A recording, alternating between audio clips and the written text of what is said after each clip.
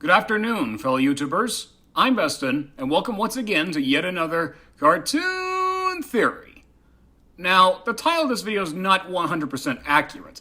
I'm not saying the 4Kids shouldn't have stopped dubbing Pokemon when 2006 rolled around, but I'm more on the lines of, what if they didn't recast the characters in the English dub?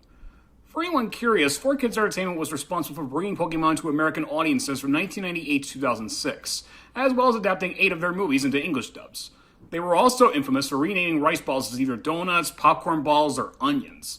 But by 2006, when Cartoon Network picked up Pokemon for Battle Frontier, 4Kids Entertainment no longer took charge of the program and gave it to Taj Productions, who helped 4Kids during its first 5 seasons. At that moment in time, I gave up on Pokemon because of it. Though to be fair, I did stick around for Battle Frontier, because it was still part of the advanced story arc.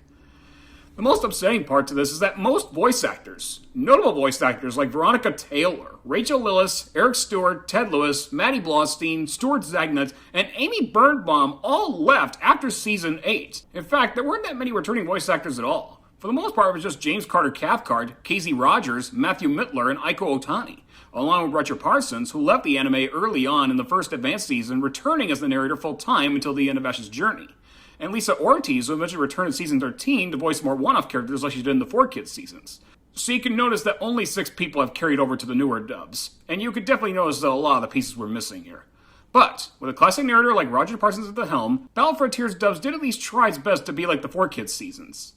Now, I'm just saying that if they wanted to change dubbing studios after 4Kids' contract expired, they didn't have to recast the characters, you know? They could have easily chosen another studio where all the voice actors also worked on and had a full contract on, and all would be well. They could have chosen something like Central Park Media, who used a lot of 4Kids voice actors in its library of anime. They could have used that company to dub the newer seasons until their bankruptcy in 2009, and then jump over to another company. And in that case, Maddie Blaustein would still voice Meowth until she passed away in 2008. And some of her episodes she may have already recorded would have aired posthumously, and then James Carter Cathcart would have taken over Meowth entirely. But even if the main characters weren't recasted, we'd still have Erica Schroeder doing Dawn, Craig Blair as Brandon, Emily Williams as various one-off characters, Zeno Robinson as Go, and many others. Heck, aside from Jessie, even Rachel Lillis still would have done Misty a few more times in her appearances in the Alola region and the last of Ash's journey before her unfortunate death last year. But she never got that chance. In fact, the only 4Kids people who actually did get their characters back were Megan Hollingshed as Nurse Joy and Ted Lewis, because in the final episode he got a chance to do Tracy again. Good on both Megan and Ted, but not the case for the others. Heck, the voices still would have been intact when they started to dub the anime in both New York and California, where they began to record Tara Sands and Megan Hollingshed and moved from the former to the latter in the mid-2000s. But I guess for whatever reason, the Pokemon Company didn't bother at all. I guess they were just too focused on recasting because they thought that the golden years were done. 4Kids Entertainment actually did try to give most of these cast members a chance to do main characters while they were still under contract, even after they stopped dubbing Pokemon.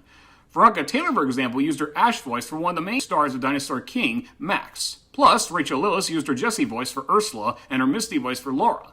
And the late Maddie Blaustein used her Meowth voice for Aunt Hilda, with a German accent nonetheless.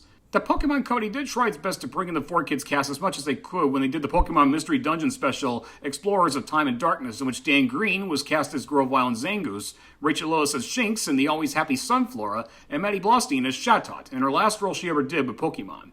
But that was only for one time. I mean, sure, Rachel did voice Maylene during the Diamond and Pearl era, but that was only one character.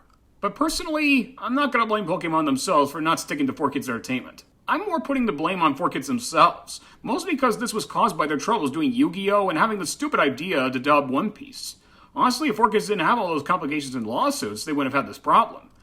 But in the end, the damage was done. 4Kids no longer had the rights to Pokemon, Pokemon was forced to recast, and 4Kids Entertainment themselves were history. But hey, to end things on a high note, here's the list of my favorite shows aside from Pokemon that 4Kids dubbed. Sonic X, Kirby Right Back At Ya, and Dinosaur King. Those ones, alongside Pokemon, are the top dubs that I think worked for their company. And on a cheerier note, the 2021 reboot of Shaman King, although it was dubbed by a different company, managed to bring in most of the voice actors who worked on the original 2001 4Kids series like Tara Sands as Abby, Lisa Ortiz, Megan Hollingshed, Mark Thompson, Dan Green, and Veronica Taylor. So at least the 4Kids voice actors were never out of job, and I respect that. But anyway, that's all for this cartoon theory. Tell me in the comments, what do you think about the classic dubs for Pokemon? Do you think they should have kept most of the cast, or are you fine with it the way it is? Let me know in the comments. Until then, this is Veston, signing off.